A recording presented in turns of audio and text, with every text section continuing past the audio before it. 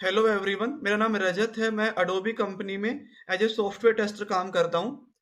Software testing interview में जो question पूछे जा सकते हैं उन्हीं क्वेश्चंस को हम इस सीरीज में डिस्कस करेंगे। इंटरव्यू क्वेश्चन सीरीज में आज हम डिस्कस करेंगे what is static testing. Testing performed without running the code developed by the developer और testing the project related document is called static testing.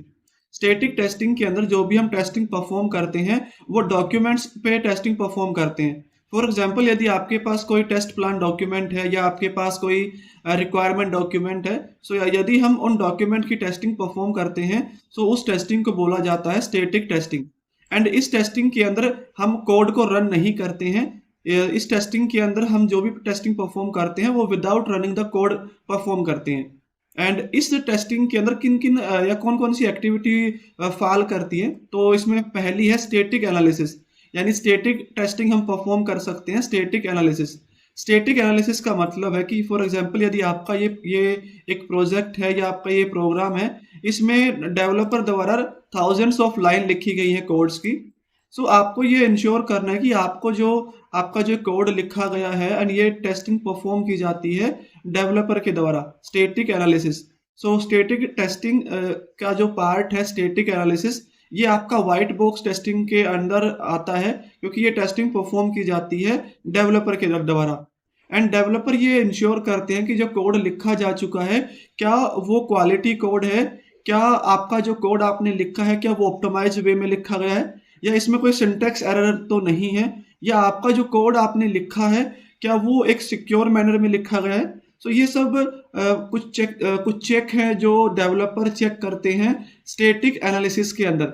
And ये जो टेस्टिंग आप परफॉर्म करते हैं, डेवलपर परफॉर्म करते हैं, वो मैन्युअली भी इसको परफॉर्म कर सकते हैं। बट यदि आपका जो प्रोग्राम है, आपका जो प्रोजेक्ट है वो काफ़ी लेंथी प्रोजेक्ट या लेंथी प्रोग्राम है, सो वहाँ पे मैन्युअली में काफ़ी समय लग सकता है। इसी वजह से मार्केट में काफ़ी सारे टूल हैं स्टैटिक एनालिसिस के, जिसके थ्रू आप अपना कोड का जो स्टैटिक एनालिसिस है वो कर सकते हैं।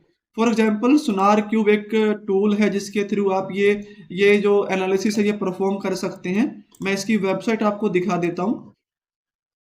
तो ये वेबसाइट है sonarsource.com/product/sonar cube। इसका मैंने जो यूआरएल है वो आपके नोट्स में यहाँ पे पेस्ट किया हुआ, आप यहाँ से पिक कर सकते हैं। सो ये आपको जो कोड आपका आपने लिखा है, टेस्टर डेवलपर ने लिखा है, वो चेक करेगा कि ये क्वालिटी कोड है या नहीं है। यहाँ पे आप देख सकते हैं the code quality tool for better code. And आप जब ये आप इस टूल का यूज करते हैं तो आपको एट द एंड ये इस तरह की एक रिपोर्ट जनरेट करके देगा जिसमें आपके पास सारी इंफॉर्मेशन होती है। लाइक आपका सिक्योरिटी रिव्यू में कोई इशू है या नहीं है, तो वो सब जानकारी आपको इस रिपोर्ट में आपको मिल जाती है। सो ये था आपका static analysis. And static testing के अंदर दूसरा है आपका रिव्यू। रिव्यू को हम आगे आने वाली वीडियो में डीपली देखेंगे।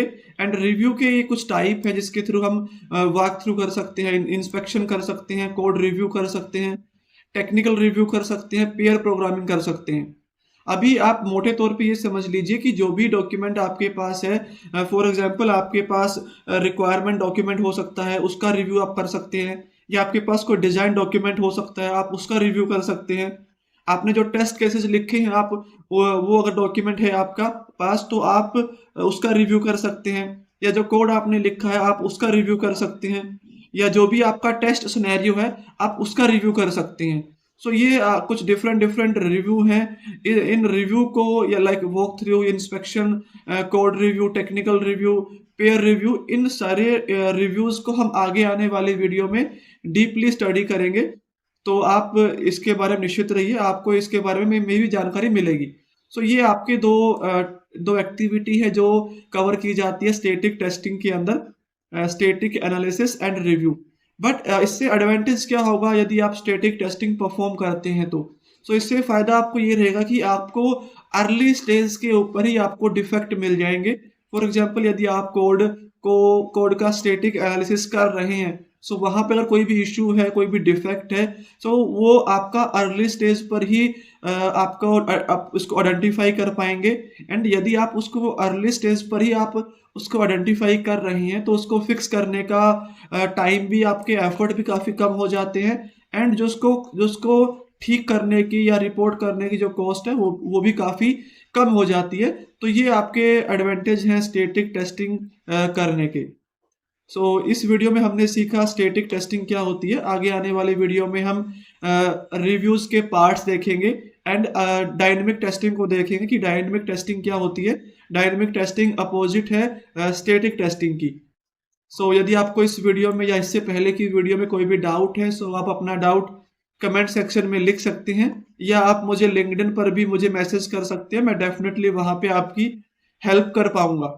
इस वीडियो के लिए इतना ही। मिलते हैं नेक्स्ट वीडियो में एक नेक्स्ट इंटरव्यू क्वेश्चन के साथ।